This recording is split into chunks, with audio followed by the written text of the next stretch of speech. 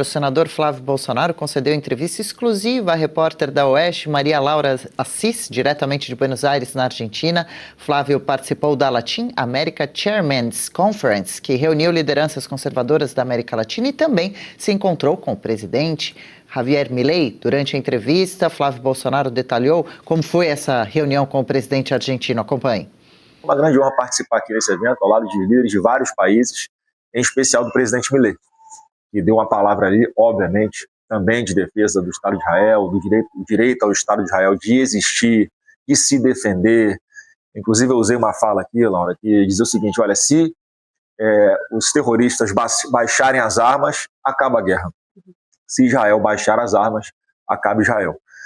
Então, nesse sentido, que vim para cá participar desse evento e receber aqui também, na fala do presidente Milei, um trecho muito importante em que ele diz torcer muito para que a onda azul, que está tomando conta de todas as Américas, chegue também ao Brasil.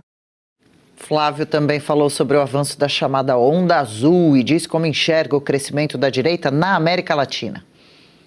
Olha, o que eu vejo na história recente para trás aqui é que é o seguinte: a gente tem ciclos, né, de governos que vêm de esquerda, governos de direita, e nesse momento há esse ciclo nas Américas de governos de direita, que é a chamada onda azul. Aconteceu em vários países, está acontecendo em vários países, vai chegar no Brasil também, eu tenho certeza disso. O cuidado que nós temos que tomar é o seguinte, Laura, porque sempre, como há esse ciclo, o governo de esquerda vem e destrói por onde passa. Deixa a miséria de legado, corrupção, incompetência, violência, tudo de ruim. Aí vem o governo de direita, ajusta as contas, conserta, começa a caminhar no caminho da prosperidade, e aí vem, mais uma vez, aqueles candidatos de esquerda com mentiras, com falsas narrativas, e acaba convencendo uma parte do eleitorado que o que a direita fez havia sido ruim. Então, eu tenho a convicção de que, dessa vez, essa onda vai ser uma onda mais permanente, porque são governos eleitos de direita que são estruturados, que vão acabar com essa mentira de que a direita não cuida das pessoas que mais precisam. Sim, nós cuidamos, nós abraçamos quem mais precisa, a gente tem que comunicar melhor. É o seguinte, eu entendo, né, que o Estado tem que estar ao lado das pessoas, tem que proteger as pessoas que mais precisam, aquelas pessoas mais vulneráveis. E a gente tem que também oferecer a essas pessoas um ambiente favorável para, caso elas poderem conseguir levar mais dignidade para dentro de suas casas. O encontro com Milei, a onda azul na América Latina e, por fim, o senador falou sobre os gastos do governo Lula e o índice de endividamento das famílias brasileiras.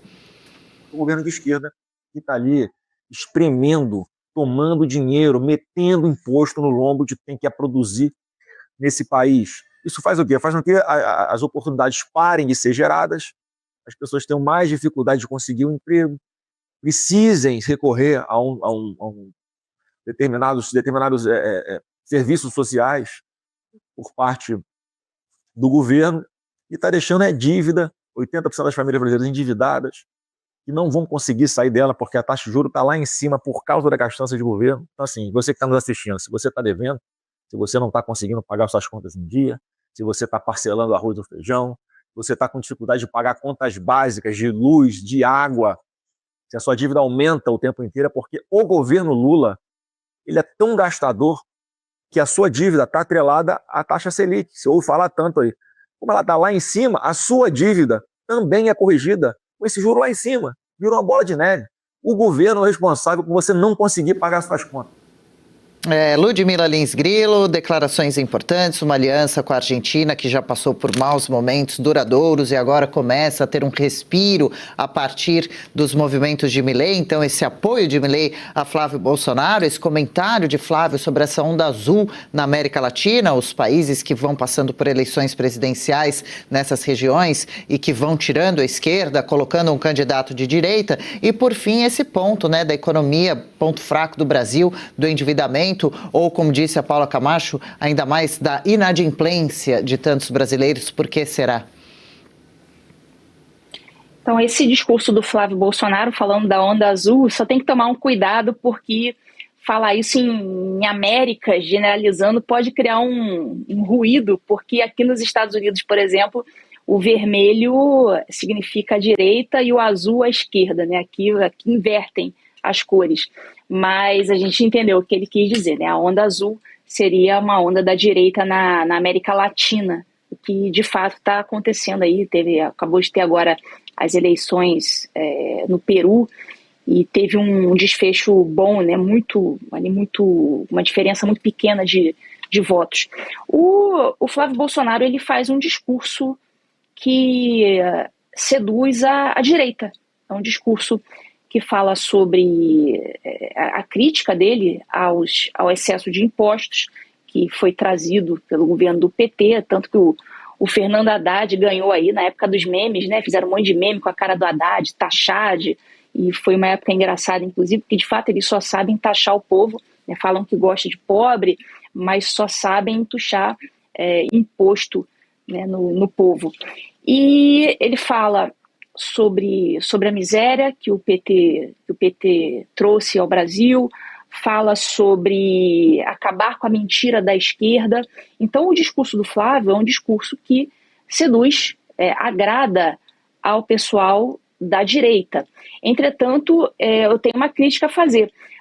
Tudo que ele fala, exceto uma parte do discurso dele que ele precisaria explicar mais, quando ele fala que o Estado precisa proteger os mais vulneráveis. Então, é uma fala muito genérica e que, inclusive, a direita tem que ficar ali ligada. O que ele quis dizer com isso e que tipo de programa ele teria para a proteção dos mais vulneráveis? É algum tipo de assistencialismo? Tudo isso ele precisa esclarecer, mas o discurso dele, eu acho que até propositalmente, ele é genérico. Ele se utiliza ali de alguns chavões e agrada o discurso da direita, excetuando essa frase sobre a proteção dos mais vulneráveis, que o Estado deve proteger os mais vulneráveis. Nesse ponto, eu entendo que ele deveria ser mais específico. Que tipo de assistencialismo ele está pretendendo com esse discurso? Então, até agora, ele faz um discurso bom para a direita, porém precisa começar agora a ser um pouco mais específico, apresentando as propostas mesmas, né? Quais vão ser as propostas para, como ele diz, combater as mentiras da esquerda? Tem alguma proposta em relação a algum incentivo legislativo, alguma articulação política para modificar regras no parlamento? O que ele pretende fazer em relação aos impostos? Ele pretende alguma reforma tributária? O que ele pretende, afinal de contas? A gente já está chegando no momento da campanha, daqui a pouco vai começar o período eleitoral propriamente dito, e essas propostas vão precisar ser apresentadas mais concretamente. Então, a fala do Flávio, eu considero ainda tá muito genérica, falando frases que não o comprometem de alguma forma, exceto essa frase aí do Estado que ele precisaria ter explicado um pouco melhor. Então, essa é a minha única crítica ao discurso dele. Por enquanto, tudo muito genérico. Eu gostaria de ver as propostas mais concretamente sendo apresentadas ao público. Tem interesse em saber, né, sobre agenda, sobre pautas, sobre quais bandeiras cada candidato deve levantar. Agora, eu fico muito feliz de ver Flávio Bolsonaro conversando com a Revista Oeste.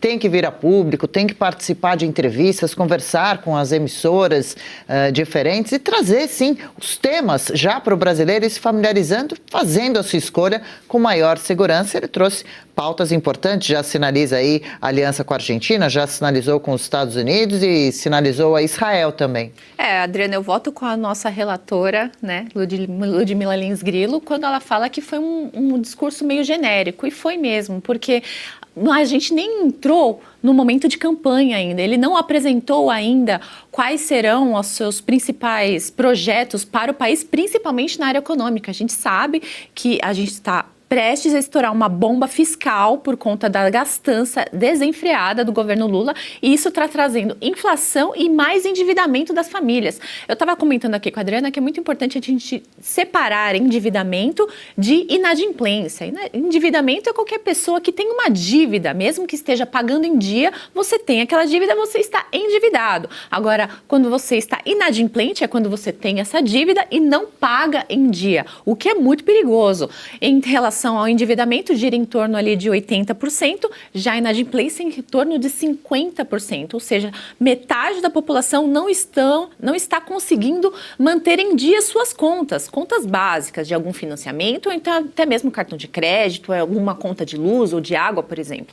Isso é muito importante ponderar, porque isso reflete diretamente a gastança desenfreada e todo esse desastre econômico que este governo que está aí agora está colocando sobre todos nós. Então ele dá esse discurso para a Revista Oeste em outro país, mostrando qual direcionamento ele quer. Ele não apresentou nenhuma proposta, mas ele já está dizendo, é preciso fazer alguma coisa, é preciso voltar um pouco os passos dessa gastança, é preciso ter mais responsabilidade fiscal, porque do jeito que está, não está bom. E um bom sinalizador foi justamente, vocês trouxeram aqui há algum tempo, a Daniela Marques, né? Ela que foi presidente da Caixa Econômica Federal, ela é o braço direito de Paulo Guedes, ou seja, ela tem um viés bem liberal de diminuição de impostos, de melhora do ambiente de negócios do Brasil, e é esse justamente o direcionamento que está tendo a Argentina. Então, é muito favorável ele estar alinhado com os hermanos, né, que estão indo para um bom caminho, mostrando que isso é o desejo dele também. Agora, quais serão os projetos realmente, nós vamos fazer X, Y, Z, eu acho que ainda não é momento. Quando entrar em campanha, eu acho que eles irão trazer todo o seu desejo, né, para o Brasil, e aí a gente vai poder comprovar se é realmente isso ou não.